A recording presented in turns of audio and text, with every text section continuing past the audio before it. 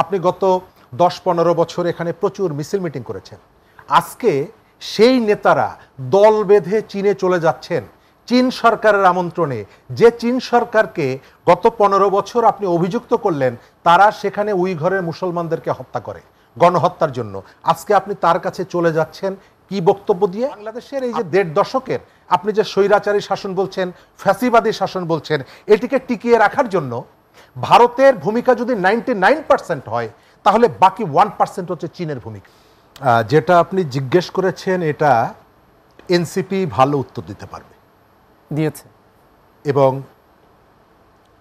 এনসিপির সাথে জামাতের আন্তঃসম্পর্কটার গভীরতা কতটুকু এটা আমরা বাইরের থেকে বলতে পারবো না। তবে জামাত গত 1 বছর বাংলাদেশের রাজনীতিতে বেশ কতগুলো স্ববিরোধী ভূমিকা তাদের আছে। সারা বাংলাদেশের মানুষ যখন নানা ধরনের সহিংসতা মোকাবেলা করছে, ঠিক তখন জামাত সারা দেশে তাদের প্রার্থী ঘোষণা দিয়ে দিয়েছে। অথচ বাইরের থেকে যখন বলা হয়েছে, অন্যান্য স্টেক হোল্ডাররা যখন বলেছে যে আমাদের এখানে নির্বাচনের একটা তারিখ দিতে হবে, জামাতের পক্ষ থেকে সবথেকে বেশি ক্রিটিক করা হয়েছে, বলা হয়েছে যে এরা কেউ সংস্কার চায় না। অথচ সারা দেশে তাদের প্রার্থীরা চষে ফেলছে, আপনি খেয়াল করে দেখবেন।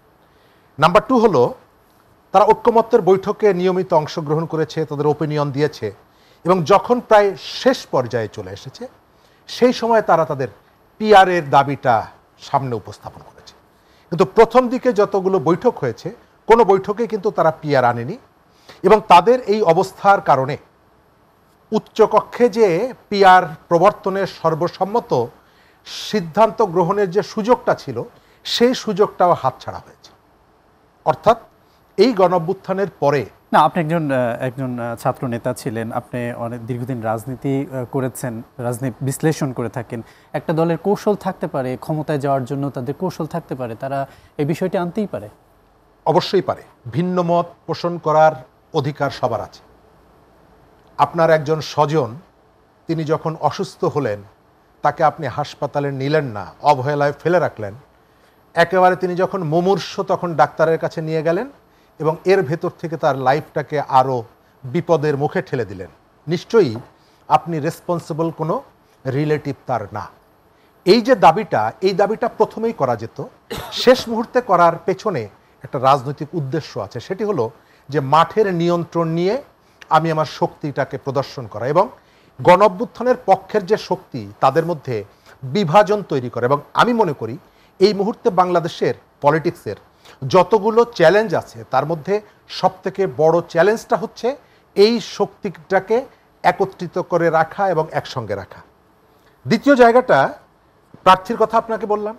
আপনি খেয়াল করবেন বাংলাদেশের গত 10 বছরে, আমি দর্শকদের কাছে অনুরোধ করব একটু তাদের পেছনের দিকে তাকানোর জন্য। বাংলাদেশের গত 10-15 বছরে যতগুলো ইন্টারন্যাশনাল ইস্যু আমাদের এই রাজনীতিতে সবথেকে বেশি আলোচিত হয়েছে তার মধ্যে 3টা বিষয়। এক হচ্ছে গাজায় মুসলমান হত্যাদের, দ্বিতীয় হচ্ছে কাশ্মীরে মুসলিম হত্যা, 3 নম্বরে হচ্ছে চীনের উইঘরে চীন সরকার মুসলমানদেরকে হত্যা করে। ঢাকা শহরে আপনি প্রচুর মিছিল মিটিং দেখবেন।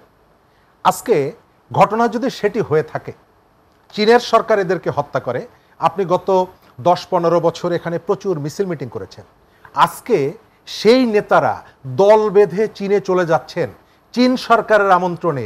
যে চীন সরকারকে গত 15 বছর আপনি অভিযুক্ত করলেন তারা সেখানে উইঘরের মুসলমানদেরকে হত্যা করে গণহত্যার জন্য, আজকে আপনি তার কাছে চলে যাচ্ছেন কি বক্তব্য দিয়ে?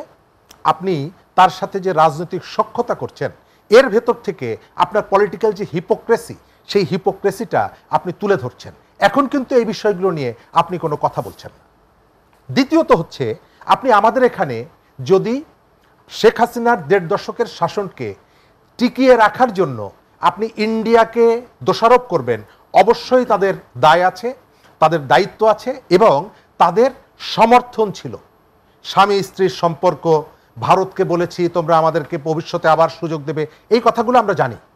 একই সাথে আপনাকে আমি মনে করিয়ে দেই, বাংলাদেশে শেখ হাসিনা যতগুলো বিতর্কিত নির্বাচন করেছে তার 2টো নির্বাচনের, একটা হচ্ছে 18 নির্বাচন আর একটা হচ্ছে 24-এর আমিডামের নির্বাচন।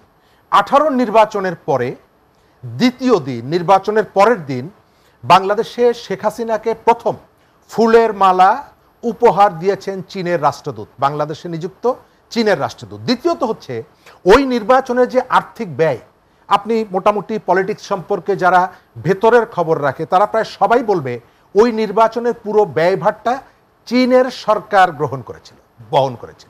অর্থাৎ ওই ধরনের একটা রাতের ভোটের যে ফিনান্স করল চীন। দ্বিতীয়ত 24-এর যে আমি এবং ডামির নির্বাচন, সেই নির্বাচনের পরেও প্রথম তারা অ্যাপ্রিসিয়েট করলো। দ্বিতীয়ত বাংলাদেশে নিযুক্ত চীনের রাষ্ট্রদূত তিনি প্রেস কনফারেন্স করে বললেন যে তারা শুধু শেখ হাসিনার সরকারকে সমর্থনই করবে না, সাথে সাথে এই সরকারের বিরুদ্ধে যদি কেউ কোনো ধরনের কাজ করে তাকে প্রতিরোধ করবে। তাহলে বাংলাদেশের এই যে 1.5 দশকের আপনি যে স্বৈরাচারী শাসন বলছেন, ফ্যাসিবাদী শাসন বলছেন, এটিকে টিকিয়ে রাখার জন্য ভারতের ভূমিকা যদি 99% হয়, তাহলে বাকি 1% হচ্ছে চীনের ভূমিকা। কিন্তু আমাদের যে পলিটিশিয়ান যারা আছেন, এই যে দলগুলো যারা আছে, এই দলগুলোর কাছে চীনের এই ভূমিকার ক্রিটিক কি আপনি দেখেন? না। তার অর্থ হলো তারা এখানে ক্রিটিক করে যার যতটুকু করলে সুবিধা হয় ততটুকু। আপনি এনসিপির সাথে যে সম্পর্কের জায়গাটা আমরা যেটা দেখছি, এনসিপিকে নিয়ে জামাতের এর আগে কিন্তু গত পরশুদিন জামাতের আমির কিন্তু জুলাই যোদ্ধাদের উপরে হামলার ক্রিটিক করেছেন, নিন্দা করেছেন। এটা অনেকেই নিন্দা করেছেন, কারণ যে দৃশ্যটা আমরা দেখেছি মানিক মিয়া এভিনিউতে, বিশেষ করে একজন আহতর যেভাবে মানে আর্টিফিশিয়াল হাতটা পড়ে আছে, এরপরে সরকারের ইমেজ কোনো কিছুই থাকে না। এবং আমি এই সরকারকে আগের থেকেই বলি যে এরা জুলাই ব্যাপারী হিসাবে আমি যাদেরকে তালিকাভুক্ত করি আমার নিজের কাছে, তাদের মধ্যে আমি সরকারকে নিয়ে আসি এই ঘটনার পরে। আপনি এই সময়কালে জামাতের নেতাকর্মীরা আপনি দেখবেন যে তাদের নেতারা, বিশেষ করে তাদের আমির, কতগুলো ইতিবাচক বার্তা দেওয়ার চেষ্টা করে, কিন্তু সোশ্যাল মিডিয়াতে আপনি দেখবেন মুক্তিযোদ্ধা শুনলে, নারী ইস্যু শুনলে, আদিবাসী ইস্যু শুনলে সোশ্যাল মিডিয়ায় যে গালাগালিটা করা হয় তার 95% হচ্ছে জামাতের নেতাকর্মী। তাদের প্রোফাইলে যাবেন, অর্থাৎ মাঠে এক ধরনের বক্তব্য আর মাইকের সামনে আর এক ধরনের বক্তব্য। আমি শেষ করব এই জায়গাটায়, যে ইস্যুটা বাংলাদেশের সব থেকে আলোচিত তারা করবে না কেন? তারা যে আমরা ডাকসু নির্বাচন দেখলাম, রাকসু নির্বাচন দেখলাম, সর্বশেষ যে চাকসু নির্বাচন এবং জাহাঙ্গীরনগর ইউনিভার্সিটি যে ছাত্র সংসদ নির্বাচন, সব কিছুতেই তো তারা আছে। তারা কেন এই কথাগুলো বলবে না? আচ্ছা, এটা হলো আপনি একটা নির্বাচনে বিজয়ী হওয়ার পর, বিজয়ী হয়েছেন বলে আপনি একজন নারীকে সোশ্যাল মিডিয়ায় গালাগালি করার কোনো অধিকার আপনি পান না।